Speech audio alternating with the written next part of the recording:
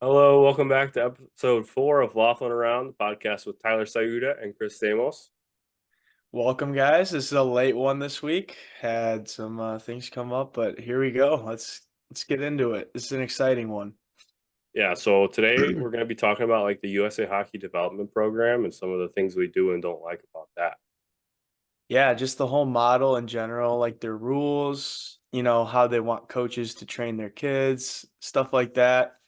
And all this kind of runs down from 18 and under all the way down to, 8Us. So just to give you guys kind of a little background information about the ages at which USA Hockey is probably going to affect the hockey you play. Yeah, and I mean, let's just go through those age groups real quick, right? We have 8U all the way up to 18U, usually by 2 year increments. So 10, 12, 14, 16, 18. And then there's also high school, JV. And then after that, if you're still looking for USA Hockey, they do have juniors. The NA3HL is affiliated with USA Hockey. The NUL is affiliated with USA Hockey. The USHL is affiliated with USA Hockey. So just to give you a little bit of the backstory there. Yeah, that was something I actually didn't know prior to the season. Fun fact. I thought they were all on their own, like we were at the USP, but that's not the case. Nope. So Chris, let me get your take on the offsides rule. So they recently changed it, right? It used to Yeah. be delayed offsides at 14U and up, tag up, right? But now it's just immediate offsides, and I kind of wanted to see what you had to say about that. Yeah. So this was implemented after COVID, I believe. I Around, think yeah, around 2021 it was implemented. So we had a lot of short games that season due to it being all tournaments and stuff, over COVID, going places where it was allowed to play rather than Illinois.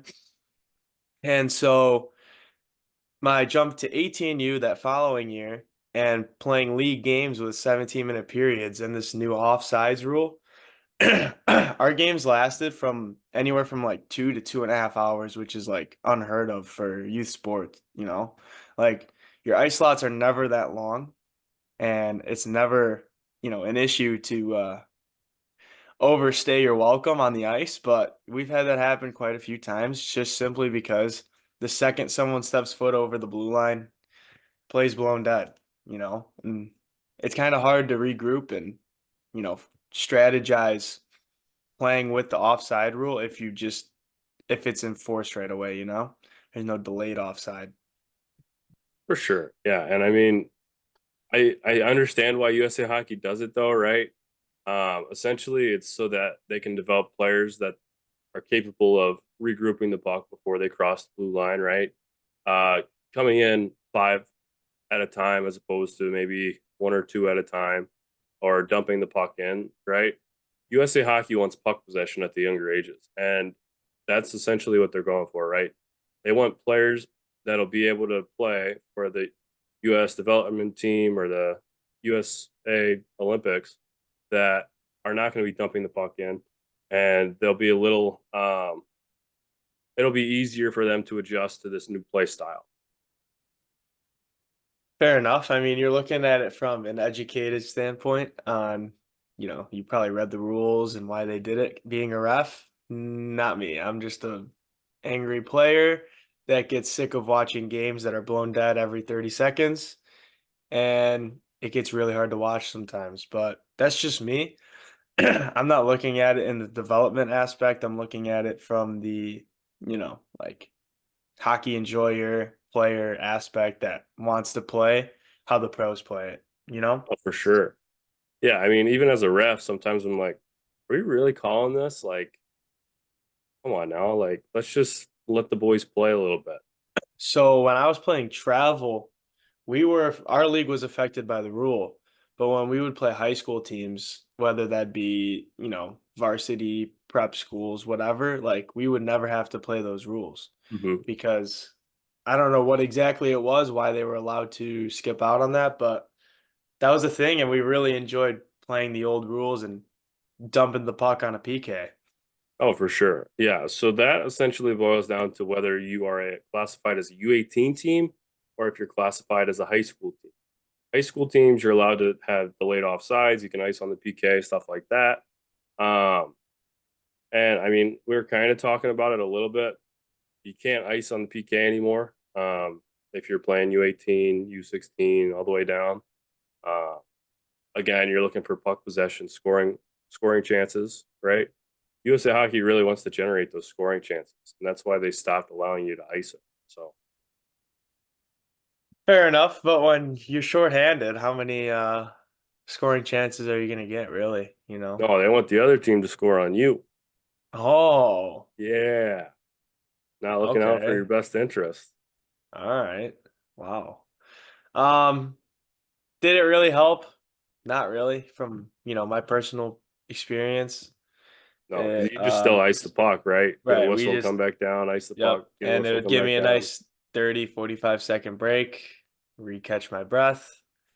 Rather than them getting it and then coming directly back down, it was a whole process, So it'd give me, more time to reset. Mhm. But I don't know, that rule was also one I wasn't very fond of because I just started to be able to play with those rules because I was at the 16, 18 level and then they got taken away. So I was unhappy with that. It made our games last a really long time.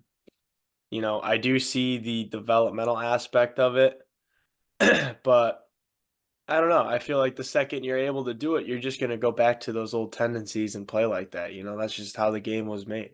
If Yeah, somebody's offside, you dump the puck in. If somebody's offside, you bring it back. That's how you work around having someone going offside.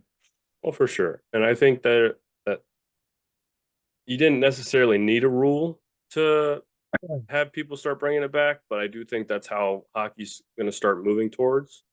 Right. Um, I think it's going to be more of a skillful game, right? A little less brute force, a little less body checking.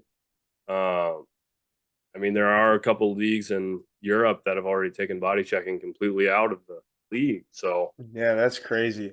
I never knew that, but do you know exactly what leagues or no? let me look it up real quick. Yeah, please do because I kind of want to expand on that. So with hitting comes fighting, and we saw the Quebec Maritime Junior Hockey League take fighting out. Um, and I think that's one of the big things that could get a guy looks, out of major junior is the willingness to fight. And I don't know, I think that was interesting because it just takes a whole aspect away from the game. Yeah, I mean, USPHL, right? It's the no fighting league, but you can still kind of fight. Like Yeah, you're not going to it's a part sit of the three game, games. right? You're not going to sit 3 games for it. You're going to sit your game. You'll get back in. It's discouraged. That's what I'll put it as. It's not super frowned upon, but it is discouraged. Right. Still looking. Um, with the NA3 though, I believe it's just a 5 minute and a DQ, and then you come back the next game, That which is sounds right. interesting. Which is interesting. But back to the major junior thing up in Canada. If Matt Rempe had to have been part of a QMJHL team, I don't think he touches NHL ice ever, realistically. I Might be a mean, hot yeah, he's a take. big guy. He's good, but he's just wearing a Rags jersey because he could beat the shit out of people. Like he's not really doing anything with the scoreboard too much. He's just, setting the message. I don't know. That's my take on that. You're gonna Yeah, I mean, definitely ruin some guys' odds of making it big because they're just, not as capable, but they are willing to drop the mitts. oh for sure. Yeah, I mean, that's definitely more of an old school style of hockey, right? Like Right. the gritty, like, hey, maybe I don't know, you checked my guy, like I didn't like it. I think Right. more like nowadays it's more like instead of beating you up, I'm just gonna go score a goal. Like, Right. And I mean, fair enough, that hurts pretty bad too, but I think standing up for your teammates and having to get into a little bit of of a fight here and there isn't a bad thing. And I mean, yeah, do you really want to promote a bunch of 12Us going out there and dropping the mitts and fighting? Absolutely not. But when we do get to junior, junior age level, college, well, college is different. They have their own rules. But, you get to junior, you get to the pros. Yeah, let these guys go. Let them fight. This is what they're passionate about. This is what they've been doing forever. So let them express those feelings, whether or not it means that somebody else is getting hurt. Yeah. I Kind of mean, how I think of it. yeah, at the youth ages especially though, it's like you got to learn how to tolerate behavior you're not a fan of, right? Like Right. you got to be able to manage your anger. Exactly. Right? And I mean, that kind of ties into checking too. Oh, for sure. How many times have you seen a kid get hit or the puck taken from them? Their face gets all red and then they go try and flying elbow a kid? Yeah, or they try to like maybe hit him as hard as you can from Yeah, behind, like, oh, he's the exactly. one that I don't like. Now I'm gonna Yeah, go make him mad or something. exactly. And I could see why checking is not allowed at younger ages because it is very easy to hurt someone by getting angry on the ice. Whether or not you try to hurt someone, if you're angry out there, you probably will hurt someone. Okay, so I So, got another point for you then. Do you think it would be a better idea to incorporate checking at a younger age because it would help prepare players for development and being able to use that body check more effectively throughout their play? so like I was just saying, it'd be hard to get people like on board with little 10 and 12-year-olds going around hitting each other on the ice. But at the same time, I do think it would definitely prepare them to, play at the levels where actual hitting is allowed, whatnot. So maybe that's when you kind of break it down and be like, okay, they're tightly officiated games. You don't get away with hip checks. You don't get away with cross checks. You don't get away with boardings. That does not slide. But a shoulder to shoulder clean hit is allowed. And if you keep those games tightly officiated, the kids will know, hey, I hit that kid right or I hit that kid wrong. And that's kind of where you could go from there. Now, I do see the safety precautions. These kids are light on their feet. They could get clotheslined, they could get hurt really badly, really easily. But if it is tightly officiated, you're not going to have kids out there acting like imbeciles? That's kind Right. of my take on it. What are you thinking? Yeah, I mean, if you start to develop that habit of checking earlier, I think it would help players become more responsible at an earlier age. Obviously, there are going to be some kids that are bigger for their like age group and smaller for their age group, right? So then there's some potential for injury there, right? But hockey is a sport of potential for injury, Right. honestly. I mean, I mean, you could injure yourself for all I know. It's so easy. But the way you worded that actually brought up a point is if these kids are getting knocked down and sat down at 10 or 12, 10, 11, 12 years old, the better they're going to want to learn how to take a hit and reverse it. So for now you're sure. taking a kid who's building skill because he's so sick and tired of having to pick himself up off the ice. He's, adapting, trying to learn how to take a hit. So now you're building safety because if they learn how to take that hit, when they get to the bigger, higher leagues where kids are coming in full speed at him, he's going to know how to take that hit and not get hurt. So you're kind of building that aspect of being able to take the hit as well as give the hit. So that's kind Sure. of it's kind of where I am with that. It could go both ways. It can, definitely could. I know parents are probably going to be like, no, no, no, my kid's going to get hurt. But then there's people like us who want the best for the country sport and want to see kids, checking just because that's a part of the game and something that everybody needs to learn. I don't even know if checking clinics are still a thing. I know they used to be required, but I haven't seen one in a while. Yeah, I was gonna say I remember taking one when I was 14U, because Yep. I would always switch back and forth between player and goalie. So I remember going. I was with my best buddy, and we were just bumping each other.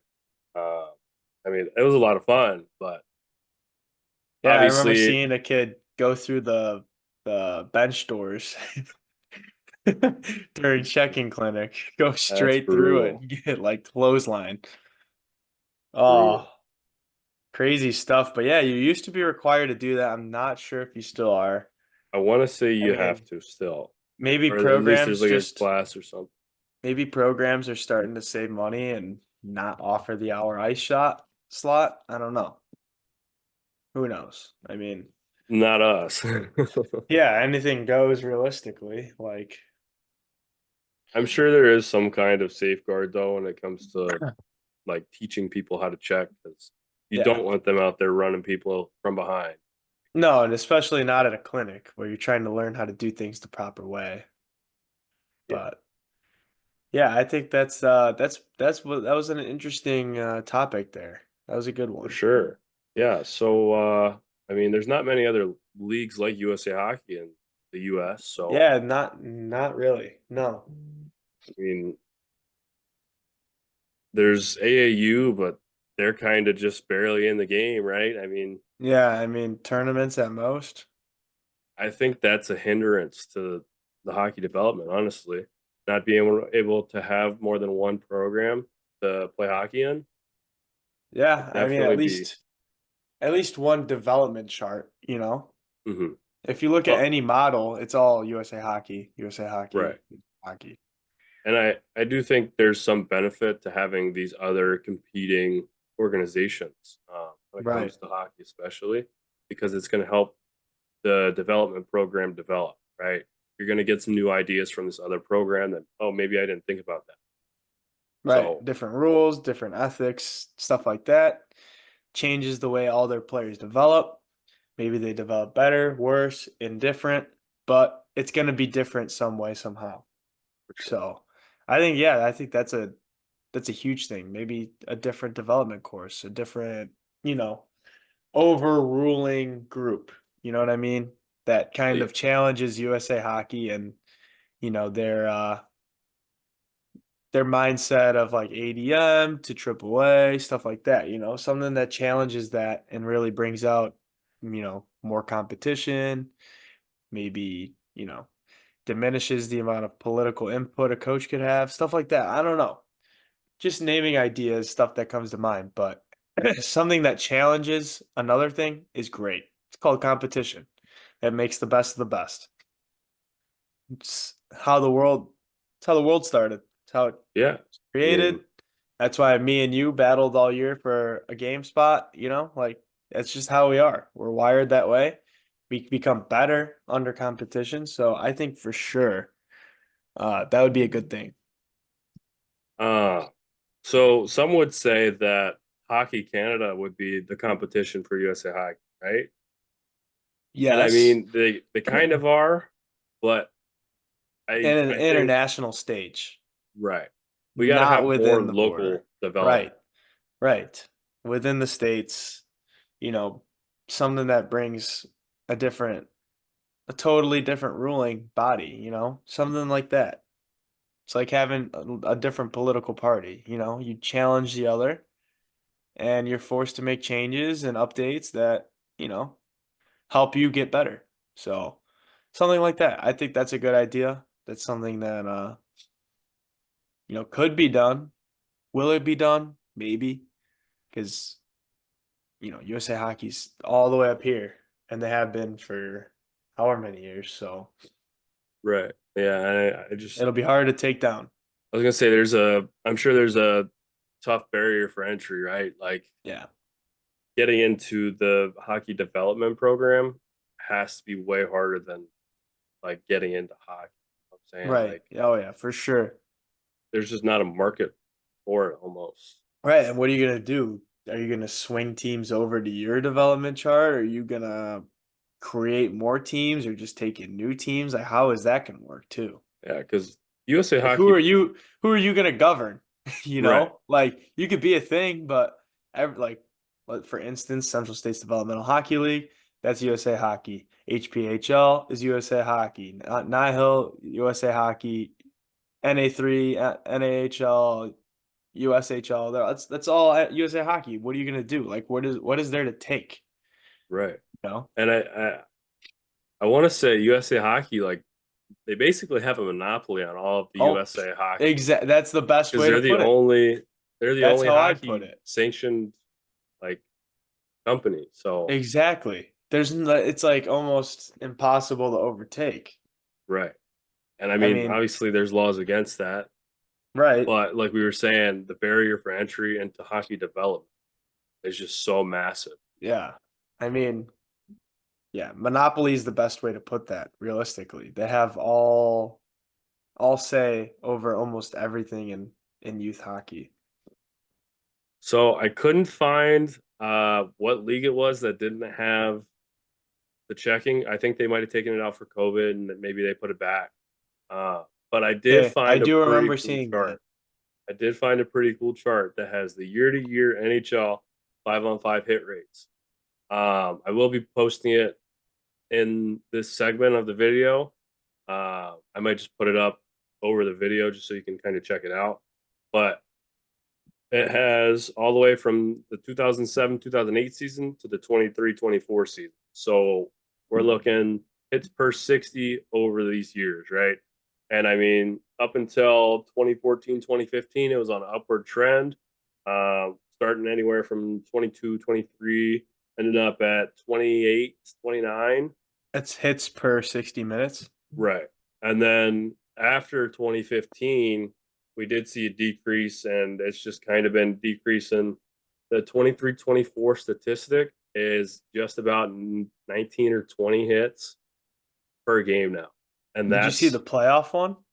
I have not seen that. Oh, find that one. Yeah, But I mean, it that's definitely shows how like players are becoming more skillful, right? Like right. they're trying to take away the gritty aspect of hockey Yeah, I mean, I don't know if it's taking it away, but it's easier to score when you're focused on putting the puck in the for sure. net, not taking the next guy's head off. Well, That's you're for also sure. not sending out your fourth line guys to go scrap. You're sending your fourth line Right. guys to dump the puck, get a ozone face off for your first line. Right. It's more strategy in that. This was a tweet just recently, I think just as recently as 5 days ago by Chris Zemski. Okay. Sorry I butchered that.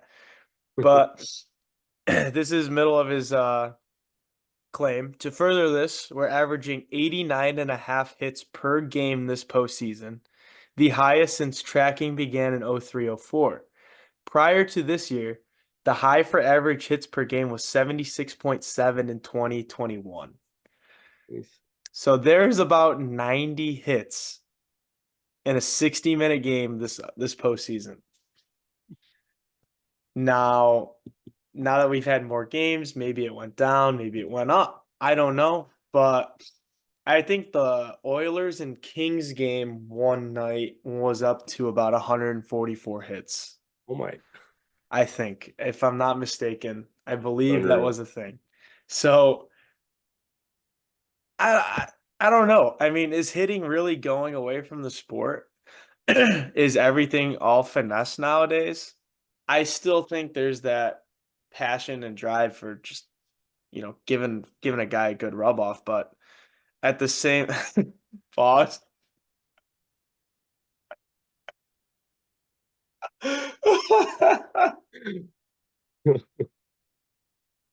Oh my God. I thought we were gonna go right through it. I thought you were gonna let me go right through it. I was gonna try it. Uh, All go right, ahead. to regather here, to give a guy a solid hit and really let him feel it. I think there's still that passion and that drive for really playing physically. I definitely think it's still there. I For think it's sure. always going to be a part of the game until there's a rule against it, and then some. They're going to find ways to bend those rules and you know attack someone Yeah, physically. and I mean, like the PWHL, they don't have checking, right? But body contact is allowed. You are allowed to angle them. You are allowed to give them a push. So I then, mean, what exactly is separating a hit from a check? right. Like incidental body contact's legal, right? Because I mean, I saw some girls get laid out. Oh yeah, and no they're hitting penalties, pretty nothing. good, I mean, they were hitting good. So, I mean, but that looks they're fun to watch. non-checking. So Yeah, which is interesting. Maybe they're just letting them play, grows the viewership. yeah, Maybe. I mean, I don't know. I do think I think they'll. Come around to it, you think? I'm not sure if they'll put it in the rule book, but I think they'll enforce a standard of allowing checking. You think At there'll be a least, line drawn? yes, Okay. they're gonna allow checking, but not like put it in the rule. You know what I'm saying? Like it's gonna Okay. be like an unwritten rule that you can check, Okay. and I think that's That's a really fair gonna help point. with the viewership. I Honestly, mean, it already did. I remember the first two games were all over everything because girls were just getting helicoptered and flipped and tabletopped. And I mean, it created a lot of buzz. People were talking about it. People were excited about it. People started watching, asking where they could watch from. I remember going through comment sections on the original NWHL posts, and people are like, "Where can I stream these? These look awesome." So I'm gonna say they I should think all be it's. on YouTube. I know they're on YouTube, and I think ESPN has a lot of them. That sounds right. Um, but I mean, I think it helps. I think allowing hitting in the girls' game, maybe it's differently modeled than the men's game where you could hit at 14U. Can't really hip check at 14U, but I think if it's modeled a little bit differently, you can get girls to check. I mean, they all want to. My Well, sister plays hockey. I hear it all the time. They all want to hit somebody. They right. all want to play the body. And I mean, some of the programs they don't have a women's program like youth program, right? So you're playing with the boys anyway. You're getting that Right. the Yeah, fight for the exactly. checking. I mean, You I've have to heard check. Like, you're I not going to get eased off. exactly, and I've heard some women that I know personally talking about how they don't want to play women's hockey because they want to check. They want Right. the competition from the men. They want to be able to hit people. So Exactly. I agree. I've heard it too. But yeah, I think that really helped spark the conversation from the NWHL and get people interested in that division of pro hockey. for sure, Really cool stuff. yeah, But yeah, what an episode. A lot of yeah. uh a lot of ideas flowing today, so hopefully our viewers like that. And we're trying to Um keep it a little short. And we're gonna test a couple different upload days, see how that works out for us. yeah, and then let's finish up with kind of what the future brings for the pod so our viewers can get some insights on that.